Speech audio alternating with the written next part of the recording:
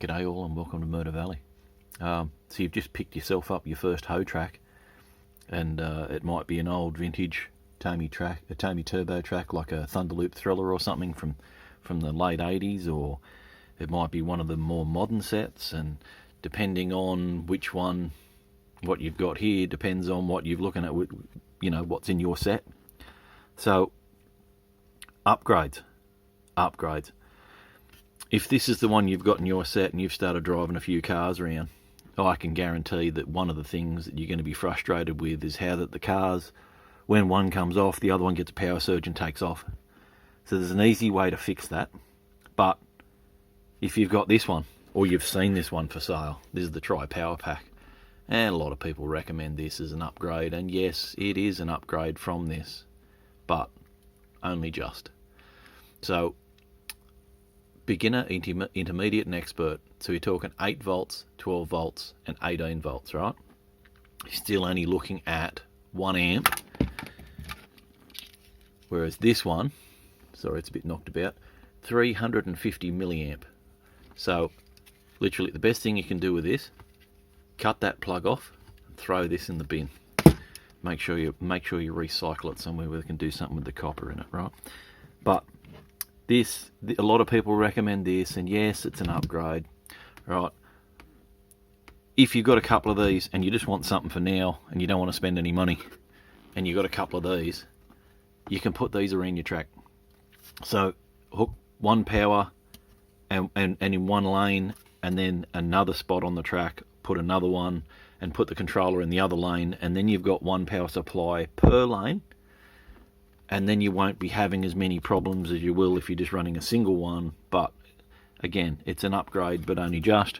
Yes, you can do the same thing with this one. Again, it's an upgrade, but only just. So I keep saying only just. What are the other options? This is your cheapest upgrade that you can do. I've currently got it plugged in, which is why it's up. But so this is a variable power supply, right? These are a cheap one. You can buy these off AliExpress or eBay or wherever, right? So this is a 9 to 24 volt, 3 amps. I would recommend, if you're going to get a little bit serious into hoe, I would recommend 3 amps per lane. But if you're just messing around with this at home and just got a couple of cars there in an old second-hand set and you don't want to spend a lot of money, this is your cheapest option, right? So it normally comes with a round plug on it, with an outer and a center pin. Sorry, don't know what size, but probably like a, I don't know, 3.5 mil to 5 mil plug to go in a socket. Just cut it off, all right? Now, it's only putting out 24 volts maximum DC, right? You are not going to get electrocuted off this. But here is the problem. Whereas this is, so what you do, sorry, should finish, cut that plug off, put this on here. It doesn't matter which way you hook it up, because if it's the wrong way, you just flick it the other way, right? It doesn't matter. The biggest problem with these things is, and it's good, but the fine control of it, it's a bit of messing around, but you know what, you can live with it. But if you put one of these on, you don't need multiple power supplies. Multiple straights. You don't need multiple power supplies. A reason why you might want to do these and do multiple power supplies is, say you've got kids running or something, and you just want to turn it down, and then as they get better, you can slowly up it, right? But anyway, so this is your cheap option. So what other option is there? Well, you can buy a lab style power supply. Now, I recommend. Look, if you're going to get a little bit serious, you might as well get something that's going to do the job and it's going to do anything you're ever going to throw at it. So I advise, with the voltage you're sort of looking at is the same as this, sort of 9 to 24 volts. A lot of them come 0 to 30 volts, and then you want. I'd recommend trying to get as close to at least 3 amps per lane as possible. But if you've got a 4-lane track and you've got a 10 amp, it's going to do the job. It's going to be fine. And then if you're going to go down that path, you could cut the plugs off these and stick them on your power supply like this. But what I recommend is just getting rid of those altogether and just replacing it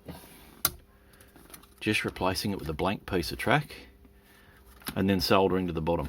So one of the things that I have done, because here in the Newcastle Ohio Racing League, we race with instead of just using three loose connectors and alligator clips, we run with XLR plugs, and I just solder directly to the bottom of the rail.